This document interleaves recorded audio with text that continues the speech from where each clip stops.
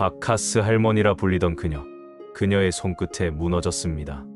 그날 산에서 붉은 목도리를 두른 그녀를 처음 봤을 때 저는 그냥 따뜻한 차 한 잔으로 몸을 녹이고 싶었을 뿐이었습니다. 하지만 찻잔을 내밀던 그녀의 손끝이 제 손을 스치던 심장이 멎는 듯했습니다. 그리고 그 눈빛 묘하게 낯설지 않았습니다. 그렇게 저는 아무 예고도 없이 인생의 끝자락에서 오래전 유령처럼 사라졌던 과거와 다시 마주하게 되었습니다. 저는 68세 정동수입니다. 평생 동네 사진관을 운영하다 5년 전 아내를 보내고 지금은 매일 산을 오릅니다. 이유요? 뭐 별거 없습니다. 조용히 혼자 생각할 시간을 갖고 싶어서죠. 그날도 평소처럼 가벼운 등산복 차림으로 산을 올랐습니다. 그곳은 등산객들 사이에서 은근히 입소문난 차를 파는 좌판이 있다는 산 중턱이었습니다. 그곳에서 사람들은 농담 반 진담 반으로 누군가를 바카스 할머니라 부르기도 했죠. 작은 매트 몇 장, 접이식 의자, 그리고 차를 끓이고 있는 몇 명의 여성들. 따뜻한 생강차 한 잔 드셔보세요. 직접 달인 거예요. 순간 한 여자가 제 눈에 들어왔습니다.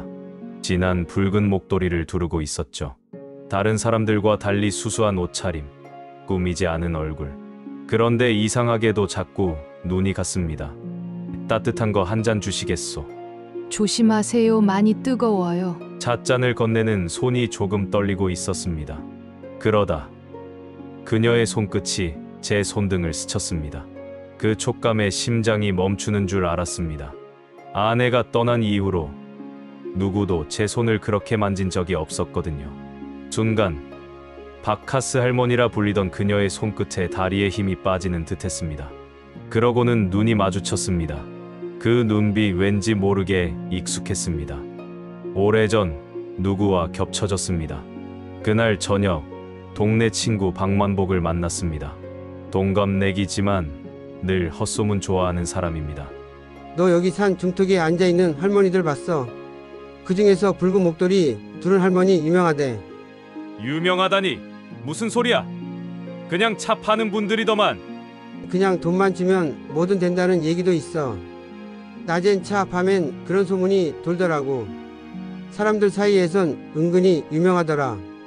그 순간 옆 테이블에 앉아있던 또 다른 할아버지가 대화를 들었는지 슬쩍 끼어들었다. 그 여자 나도 봤어. 눈빛이 심상찮더만 그냥 차만 파는 건 아닐 거야. 맞아, 내가 들은 얘긴데 어떤 사람은 돈 주고 같이 산책도 하고 손도 잡았다더라. 조용한데 가서 따로 얘기하면 다 알아서 해준다더라니까. 외로운 사람들이 모이는 데니까. 헛소리라 생각하면서도 그 말들이 자꾸 머릿속에 맴돌았습니다.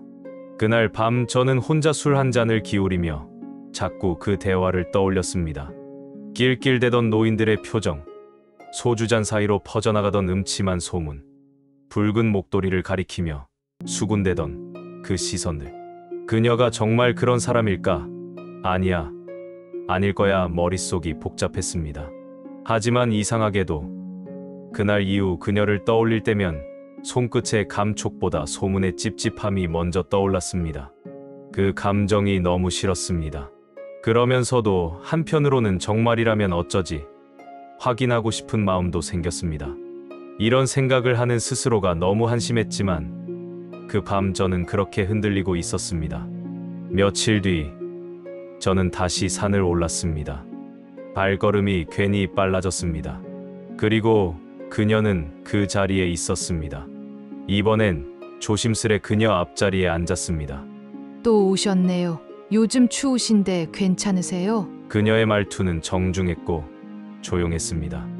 붉은 목도리는 오늘도 그대로였습니다. 여기 오신 지 오래됐어요?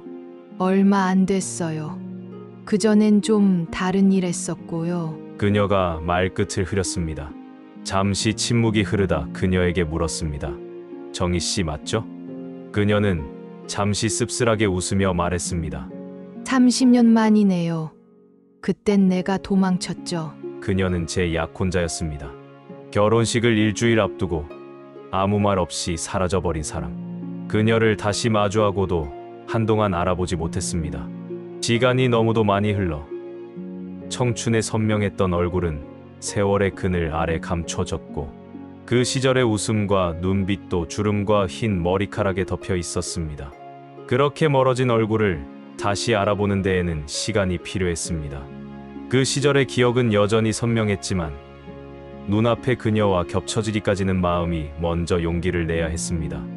그리고 떠오른 한 장면, 그날 사진관 문 아래에 조심스레 밀어 넣은 연한 파란색 봉, 얇은 종이에 눌러쓴 글씨, 정의의 편지 동수 씨 용서해 주세요. 저는 당신과 결혼할 자격이 없는 사람입니다. 어머니는 간이 안 좋아 병원에 입원하셨고 아버지는 새벽마다 막노동을 나가도 쌀 한 돼 사기 어려운 형편입니다. 큰오빠는 병을 앓다 세상을 떠나 제가 장남목까지 감당하게 되었습니다. 어머니의 약값을 벌고 아버지께 연탄 한 장이라도 드리려면 서울로 올라가야만 합니다. 봉제 공장에서 숙식 제공된다는 말에 가방 하나 메고 올라갑니다. 바느질 배우면 집안의 작은 도움이라도 될 수 있을 거라 믿습니다. 결혼식 날 당신 손 꼭 잡고 꽃길을 걷고 싶었습니다. 당신의 웃음, 당신의 손끝 온기, 저는 그 따스함을 가슴 깊이 묻고 떠납니다. 제가 없어도 꼭 행복해 주세요. 그게 제 마지막 바람입니다. 정의 올림. 날이라는 이유만으로 그 모든 짐을 당연히 감내해야 했던 시절이었죠. 그 편지를 읽던 그때 저는 한참을 움직일 수 없었습니다. 나중에 아들은 이야기로는 그녀는 서울 봉제 공장에서 하루 14시간씩 일하며 가족 빚을 갚았다고 했습니다. 그 모든 시간을 침묵 속에 묻은 채 다시는 저를 찾지 않았습니다. 그리고 그날 산에서 다시 마주한 그녀가 바로 그 사람이었습니다. 그날 이후 저는 매일 그녀를 보기 위해 산을 오르기 시작했습니다. 대화는 짧고 조용했지만 점점 익숙해졌습니다. 하지만 마음 한편엔 여전히 친구의 말이 걸렸습니다. 그녀가 정말 그냥 바카스 할머니인 걸까? 아니면 내가 몰랐던 또 다른 이야기가 있는 걸까? 그리고 그날 저는 바보 같은 선택을 했습니다. 작은 봉투 하나에 현금을 담아갔습니다. 혹시나 하는 마음으로. 제가 그녀 앞에 봉투를 꺼내 들었을 때 그녀의 눈빛이 순식간에 굳어졌습니다. 그 조용하고 온화했던 얼굴에 단단한 분노와 상처가 겹쳐졌습니다. 그녀는 천천히 봉투를 바라보다 말없이 한 걸음 물러섰습니다. 그리고 제게 물었습니다. 제가 그런 사람으로 보여요? 그 말이 제 가슴을 찔렀습니다.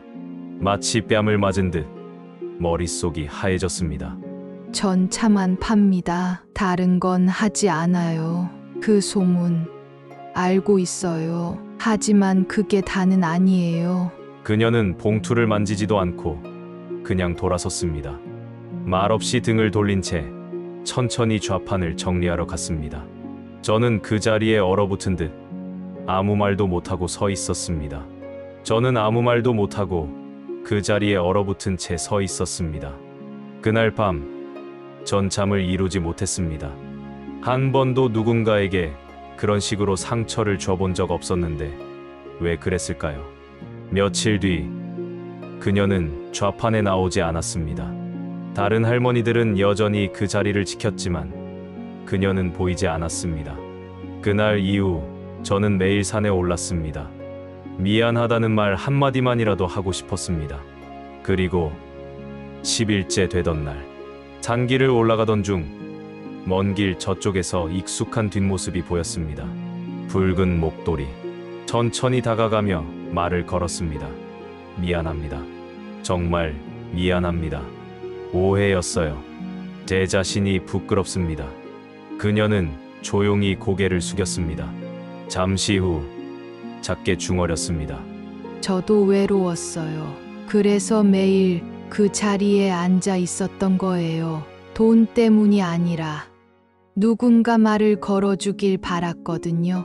그게 동수 씨일 줄은 몰랐네요. 그날 우리는 처음으로 함께 산을 내려왔습니다. 말없이 천천히. 그리고 이상하게도 그 시간이 참 따뜻하게 느껴졌습니다. 그날 이후로 우리는 가끔씩 마주 앉아 차를 마셨습니다. 대화는 조금씩 길어졌고 웃음도 많아졌습니다.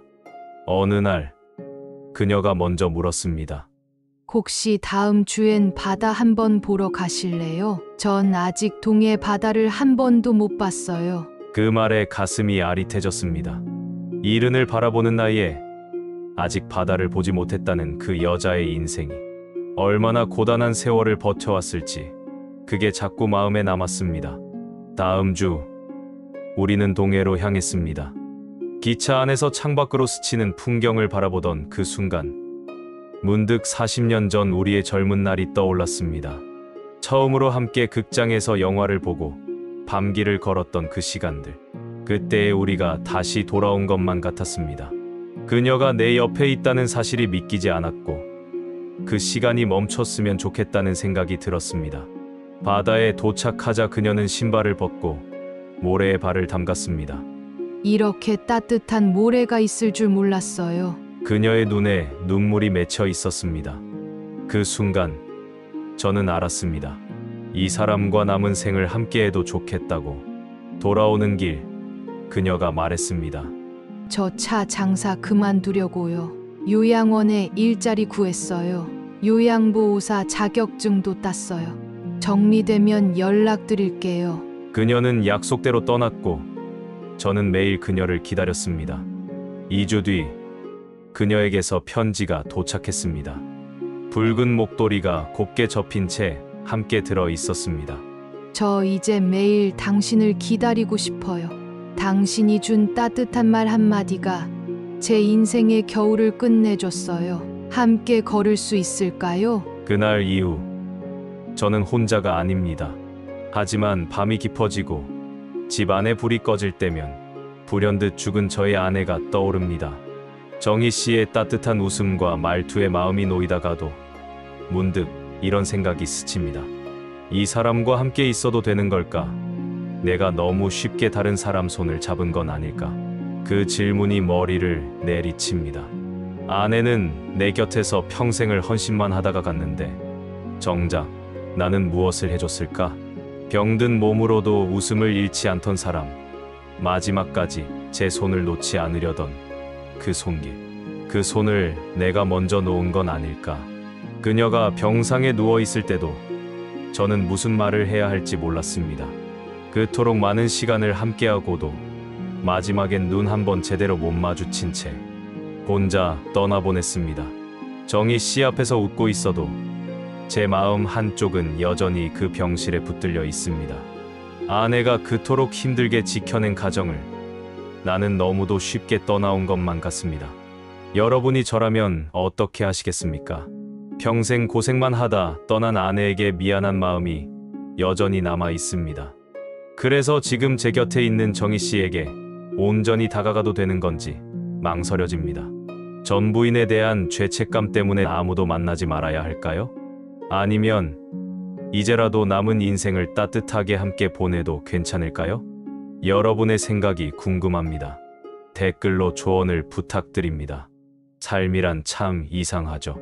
혼자인 줄 알았던 길에 누군가 먼저 와 기다리고 있을지도 모르니까요.